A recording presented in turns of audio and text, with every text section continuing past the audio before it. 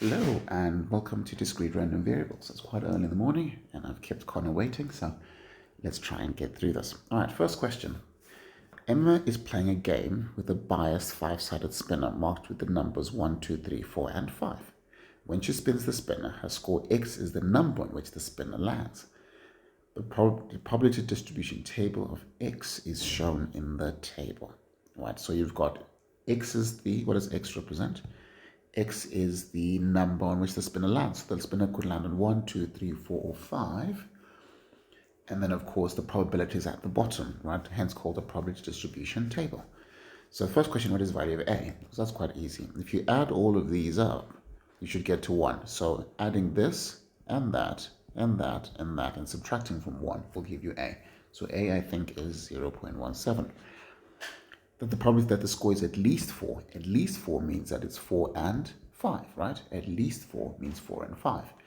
So that's quite easy. It's a probability of X is equal to 4 plus the probability of X is equal to 5, which then gives you, it's this and that, so which is 0.44.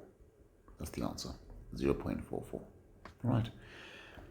Probability that the score is less than 5. Less than 5 is 1, 2, 3, 4 added together. Or you could say 1 minus the probability of X is equal to 5. We could either add up 1, 2, 3, and 4, or 1 minus probability equal to 5, all of which are correct. And the answer is 0.18, 0.81, 0.81. Now, this one is interesting.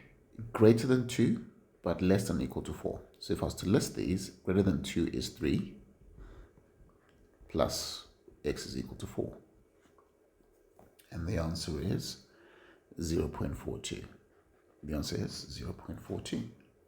So it's 3, which is 0.17, plus 0.25 for 4, which gives me 0.42. All right. Write down the most likely score, and the obvious answer to that is 4. 4 is the biggest probability, so 4 is the most likely score. Now that makes perfect sense. So far, so good. Next. This is where you need to really pay attention, because this is the most important part of the geometric distribution. First question is, George decides to replace 2 used batteries in his torch with new ones. Unfortunately, when he takes them out, he mixes them up with 3 new batteries, right? So what are we learning about George here? So George has 2 used, so 2 old, and he mixes them with 3 new, so there's 3 new, right? All the batteries are identical appearance. George selects 2 batteries at random. This is important. George selects what? 2 batteries at random. Just important that you appreciate this point. So from this lot, George is selecting 2 batteries. Right. Drop a probability distribution table. Drop a probability distribution table. X. And what is X? The new batteries that George selects. So again, important to identify what X is. What is X?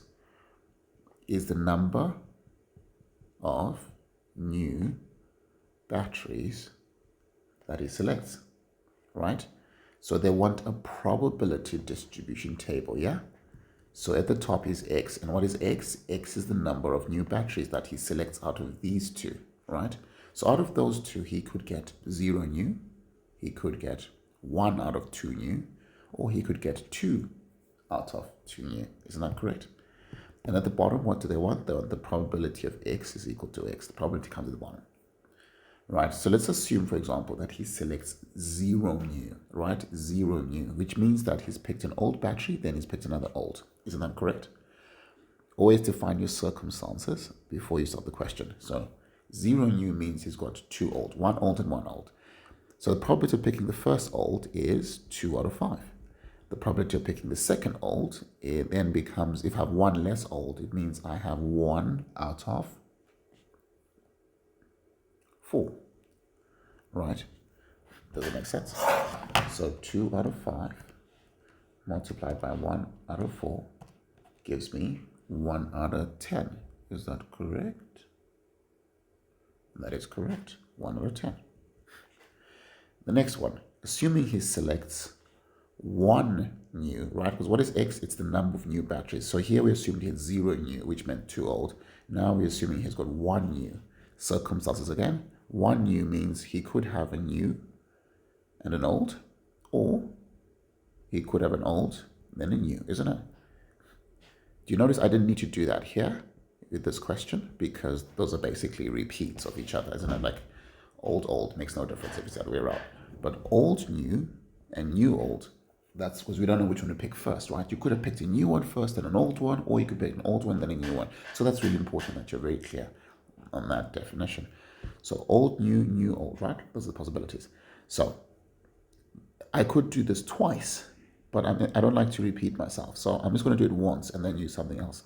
So new old, what is new old? New could be 3 out of, I'm doing this first one in, 3 out of 5. And then I pick an old one. What is an old one? An old one then becomes 2 out of 4, right? Was I'm not replacing. And then just do times 2 factorial, hey? Because instead of me thinking old, new, old, just do factorial. Takes care of that, isn't it? And the answer to that becomes 0.6, right? And then the last one, new, this last one here, 2 new. So it's new, then a new. Out of 2 items, remember I'm still selecting 2 batteries. So it's new, then new. What is new? New is 3 out of 5. And then the next new will become 2 out of 4, right? So 3 out of 5 times 2 out of 4. And that does give you 3 out of 10, right? And of course, the check, you need to really check that you're correct, is by adding these 3 together, and you should get 1. So remember how to check. Add these 3 together, and you should get 1. I hope that makes perfect sense for you. Let's move on. Example 4.3. Again, really pay attention to this question, because this is so typically discrete random variables. The vegetable basket contains 12 peppers, of which 3 are red,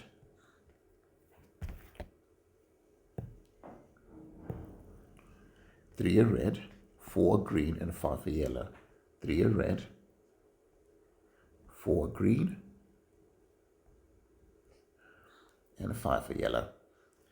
3 peppers are taken at random. You see, how many peppers are we taking? 3. So from this lot, we're selecting how many? 3 peppers, right? And this will be the recurring theme. 3 peppers is recurring throughout the question. Without replacement from the basket. Question A.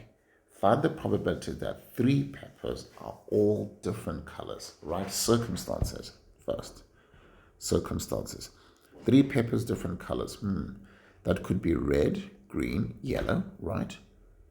Or it could be green, yellow, red, or it could be yellow, green, red. It could be red, green, yellow, etc. This could go on and on and on, but I don't like to repeat circumstances like we said in the previous question, right? So I'm going to do this in a clever way. What is red? Is 4 out of 12, right? What is green? Well, assuming there's no replacement here, right? They said without replacement, in fact. Green is 5 out of 11 times yellow. Sorry, green is 3. Red is 4. Sorry, silly me. Let's do it again. Getting old. All right, let's change the color. All right, red, 3 out of 12 times green, 5 out of 11, right? We've got 1 less. Yellow, forgive me, I'm getting old. What's wrong with me? Times green is here, 4 out of 11 times yellow, this one, which is 5 out of 10 times 3 factorial. Do you see that? Because instead of me having to say red, green, yellow, then add up with yellow, red, green, then add up with green, yellow, red, etc., instead of adding all of those up, I can just recognize that these circumstances can rearrange themselves in various ways. So I'll just do 3 factorial. Do you understand that? And I think the correct answer to that would have been the correct answer to that would have been 11, 3 out of 11. All right, next one. Next question is, show that the probability that exactly 2 of the peppers taken are green. Oh, let's do circumstances. 2 are green. So which means I could have green, green, and non-green. Can't I? Non-green. Green, green, and non-green. So I could have, what is green? Green is 4 out of 12 times another green, which would be 3 out of 11, times a non-green. How many non-greens did I have? I had 8 non-green, so 8 out of 10. But instead of me rewriting green, green, non-green, non-green, green, green, green, non-green, green, instead of me rethinking this many times, I'm just going to say times 1, 2, 3 factorial divided by 2 factorial, because I'm thinking of a green circumstance as a repeat. Do you see that? 3 factorial over 2 factorial. And that just takes care of me having to do all of this. I hope that makes sense, right? And the correct answer to that would have been 12 out of 55. I hope that makes sense. And then the last one there is, I'm going to get rid of this. The last one there is, draw up, well, let's read it. The last question there is, the number of green peppers taken is denoted by the discrete random variable x. Draw up a public distribution table for x. So what does x represent? Really carefully, the number of green peppers. So it's good to define that x is equal to number of green peppers. So important to note that. And they want a distribution table, right? So out of how many peppers? Out of 3 peppers, note here, 3 peppers. How many are green? X is the number of green out of 3, right? And this is the probability of x is equal to x. So we could have 0 out of 3, 1 out of 3, 2 out of 3, and 3 out of 3. Right? Do you understand that, my friends? Right. How do we do this? How do I get 0 peppers? So 0 peppers means 3 non-green. 0 peppers means what? 3 non-green. Isn't that true? So how many non-greens did I have? It's 8. So at 8 out of 12 times 7 out of 11 times 6 out of 10. No need for factorial because they all repeat in a sense, right? So it's 8 out of 12 times 7 out of 11 times 6 out of 10. And the answer is 14 out of 55. Next one, 1 green. So that is 1 green, 2 non-greens, right? 1 green being 4 out of 12.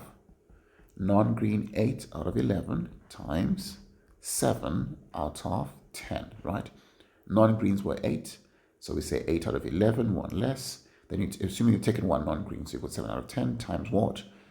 Look at that, times what? Try and think, try and think, try and think. 3 factorial over 2 factorial, right? We were looking at the non-greens as repeats. Okay. And I believe the answer to that would have been 28 out of 55. All right. I think you're happy with the factorial method, but I'm going to show you another way of doing it for the last 2 questions. Right? For the last 2 questions, if you're not using that factorial at the end kind of method, this one we've been discussing, so find the whole video. Let's how you do this one. 2. So 2 means 2 greens with 1 non-green, right? The alternative way of doing this would have been, if I had 2 greens and 1 non-green, I could say, how many greens were there? There were 4 greens initially, and I'm choosing 2. So it's 4, choose 2 for the greens. And how many non-greens did I have? I had 8 non-greens, and I've chosen 1. So it's 8, choose 1. You'll notice that if you do this method, you don't have to do the factorial at the end. So 4 greens, choose 2 greens. 8 non-greens, choose 1 non-green. Over unrestricted for 3 peppers, which was, I think, the 12 peppers, 12, choose 3. No factorial required here. I repeat, no factorial required. And this would have given you 12 out of 55. Okay. we'll do the last one here. 3 greens, green, green, green. So that's easy. So if you're going to use the choose method instead of the other factorial method we've discussed, probability method we've discussed, you're going to say for three greens, you just say 4 choose 3 over 12 choose 3 for unrestricted, isn't it? And then the answer to that would be 1 over 55. All right, so please practice both methods using the probability method where we might have to end using factorial, or just the choose method. With the choose method, no factorial required. All right, I hope that makes sense. This will conclude our first video, and take care.